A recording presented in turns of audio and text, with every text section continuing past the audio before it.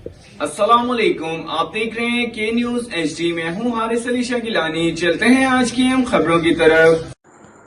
ताज़ा तरीन खबरों से बाखबर रहने के लिए हमारे साथ रहिए। रुक करेंगे तहसील पीर महल का। सैलाब मुतासरा शख्स मैं मुर्शिद का मुरीद हूँ। माई सफूरा जिला टोबर टेक सिंह सदर वेस्ट पंजाब किसान wing Rana Amir Shahzad Tahir ticket holder हल्का नंबर NA 141 ने इंसानी हमदर्दी के तहत सैलाब मुतासरीन की मदद के लिए अमली इक़दाम उठाया। उन्होंने मुतासरा खानदानों को राशन, मच्छरदानियाँ और पका हुआ खाना फराहम किया। ਇੱਥੇ ਬੈਠੇ ਨੇ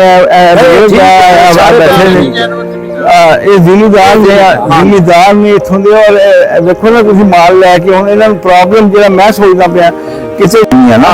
ਹੁਣ ਇਹਨਾਂ ਕੋਲ ਸਰਮਾਇਆ ਇਹੋ ਹੀ ਰਹਿ ਗਿਆ ਤੇ ਇਹਨਾਂ ਨੂੰ ਵੀ ਐਸੇ ਜੋ ਰਾਸ਼ਨ ਦੀ ਜ਼ਰੂਰਤ ਹੈ ਦੂਸਰੀਆਂ ਚੀਜ਼ਾਂ ਦੀ ਜ਼ਰੂਰਤ ਹੈ ਹੁਣ ਜਿਹੜਾ ਨਾ ਕਾਫੀ ਮੱਛਰਦਾਨੀ ਲਿਆਂਦੀ ਹੈ ਔਰ ਇਨਸ਼ਾਅੱਲਾ ਮਜ਼ੀਦ ਅਸੀਂ ਇਹਨਾਂ ਦਿਨਾਂ ਜੀ ਇੰਤਜ਼ਾਮ ਕਰਕੇ ਦੇ ਕਿ ਤੁਹਾਡੇ ਕੋਲ ਮਾਲ ਖਲੋਤਾ ਹੈ ਚਲੋ ਇੱਕ ਆਸਰਾ ਤਾਂ ਹੈ ਨਾ ਤੁਹਾਡੇ ਕੋਲ ਹੈ ਕਿ ਤੁਸੀਂ ਇਹਨਾਂ ਨੂੰ ਵੇਚ ਕੇ ਵੀ ਆਪਣਾ ਰੋਜ਼ਗਾਰ ਚਲਾ ਸਕੋਗੇ ਮਤਲਬ ਕੱਲ ਜ਼ਮੀਨਦਾਰ ਵੀ ਲੈ ਸਕੋਗੇ ਜਾਂ ਕੋਈ ਚੀਜ਼ਾਂ बीज सस्ते दिते जान या फ्री दिते जान या जिन्होंने दे कर्जे ने वो माफ किए जान लेकिन ये फ्यूचर दी गल है जो मौके की चीज़ है ना वो यो ही है